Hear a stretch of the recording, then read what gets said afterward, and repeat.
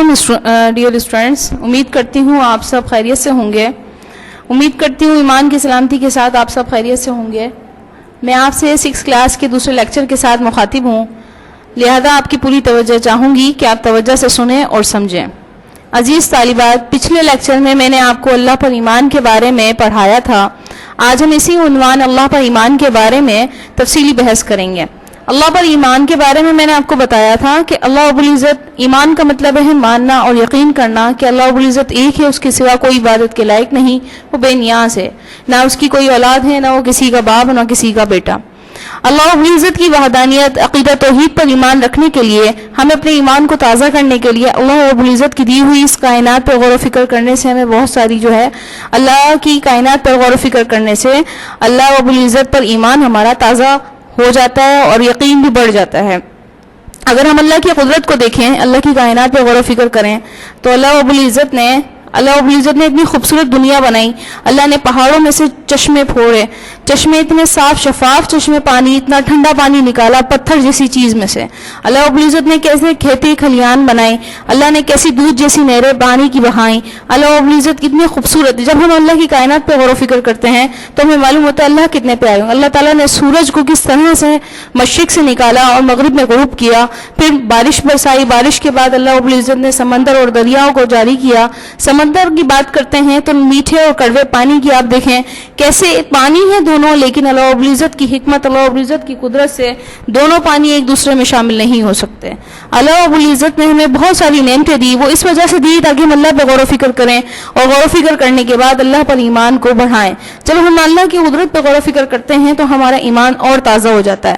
اچھا، تازہ ہو گیا، ایمان بڑھ گیا، اب اس ایمان کو ایمان کامل میں بدلنا کیسے جائے؟ آپ صلی اللہ علیہ وسلم کی حدیث مبارکہ کا مفہوم ہے کہ ایمان کامل اس شخص کا ہے جس کی دوستی، دشمنی، وکیلی، سخاوت سب کچھ صرف اللہ کی رضا و خوشنودی کے لیے ہو، تو وہ اس انسان کا ایمان وہ کامل ہو جاتا ہے.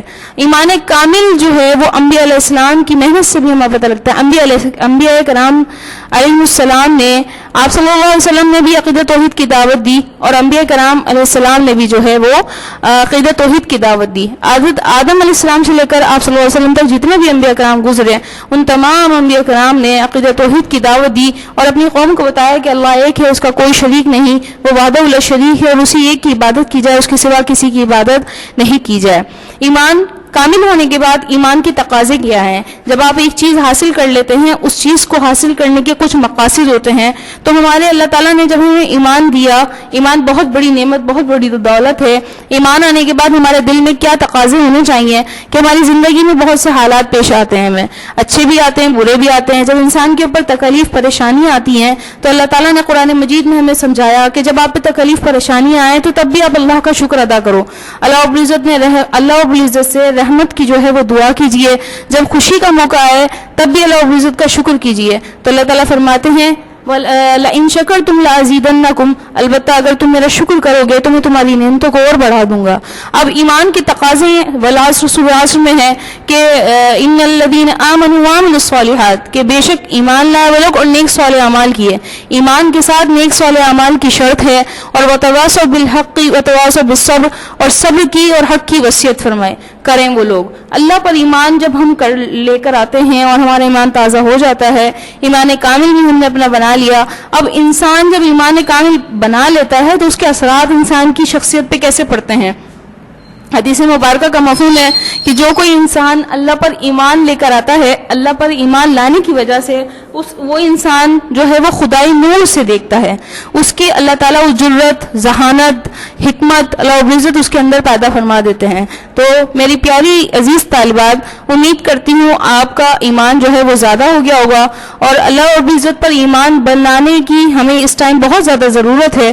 جب اللہ پر ایمان ہوگا تو ہم ایک اچھے مسلمان بن سکتے ہیں. امید کرتی ہوں میرا تمام لیکچر آپ کو سمجھ میں آیا ہوگا اور آپ اس کی مشق کی سوالات اچھی طریقے سے حل کر کے ورک شیٹ میں اچھی طرح سے اس کے جوابات حل کر سکتی ہیں. السلام علیکم ورحمۃ اللہ وبرکاتہ.